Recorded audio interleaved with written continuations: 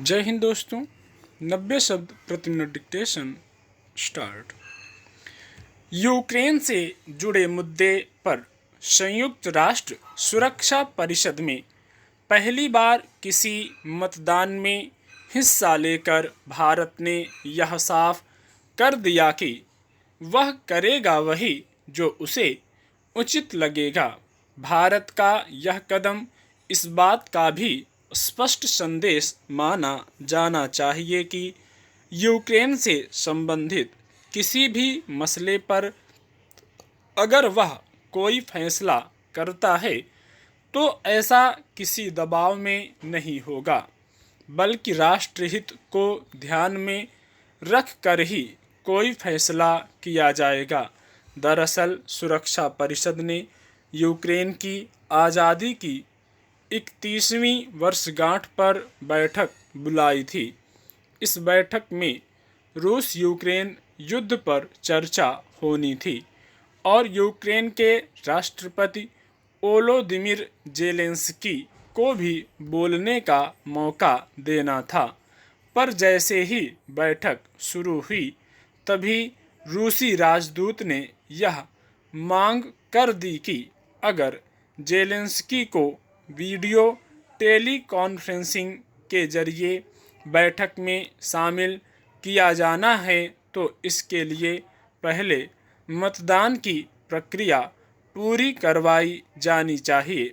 जब मतदान हुआ तो भारत सहित 13 सदस्यों ने यूक्रेन के पक्ष में वोट दिया और रूस ने विरोध में, जबकि चीन मतदान से गैर हाजिर रहा। इसमें संदेह नहीं कि रूस नहीं चाहता कि ज़ेलेंस्की को सुरक्षा परिषद की बैठक में किसी भी रूप में हिस्सा लेने का मौका मिले। गौरतलब है कि इस साल फरवरी में यूक्रेन पर रूस के हमले के बाद से अंतर्राष्ट्रीय बिरादरी दो खेमों में बंट गई है। एक खेमे में रूस, चीन जैसे देश हैं तो दूसरा खेमा अमेरिका और यूरोपीय देशों का है जो यूक्रेन पर हमले के लिए रूस को सबक सिखाने पर उतारू रहा है।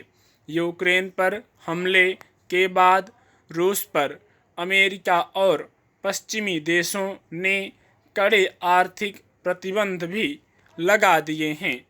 जहां तक भारत का संबंध है तो रूस यूक्रेन जंग को लेकर भारत शुरू से ही तटस्थता की नीति पर चलता रहा है। इसके पीछे भारत का मानना रहा है कि वह किसी खेमेबाजी में नहीं पड़ेगा, बजाय इसके वह राष्ट्रहित को प्राथमिकता देगा। इसी वजह से अब तक यूक्रेन के मुद्दे पर सुरक्षा परिषद में जब जब मतदान का मामला आया, भारत उससे अलग ही रहा। हालांकि इसके लिए भारत को कड़ी आलोचनाओं का सामना भी करना पड़ा। अमेरिका सहित कई पश्चिमी देशों ने भारत पर इस बात के लिए दबाव बनाने में कोई कसर नहीं छोड़ी कि वह रूस के खिलाफ आवाज़ उठाए और यूक्रेन हमले के लिए उसकी निंदा करे। भारत के तटस्थता रुख का अर्थ यह कतई नहीं रहा है कि वह यूक्रेन पर हमले का समर्थक है या गुपचुप रूप से रूस के साथ खड़ा है या फिर रूस के किसी दबाव में है, बल्कि सच तो यही है कि भारत पहले ही दिन से कहता आया है कि रूस और यूक्रेन को तत्काल युद्ध बंद कर कूटनीतिक और शांतिपूर्ण तरीके से मसले को सुलझाना चाहिए। युद्ध किसी समस्या का हल नहीं है। इस बार यूक्रेन के पक्ष में मतदान करने के पीछे मंतव्य यही दिखता है कि जेलेंस्की को टेली कॉन्फ्रेंसिंग के जरिए अपनी बात कहने का मौका दिया जाए। स्टॉप।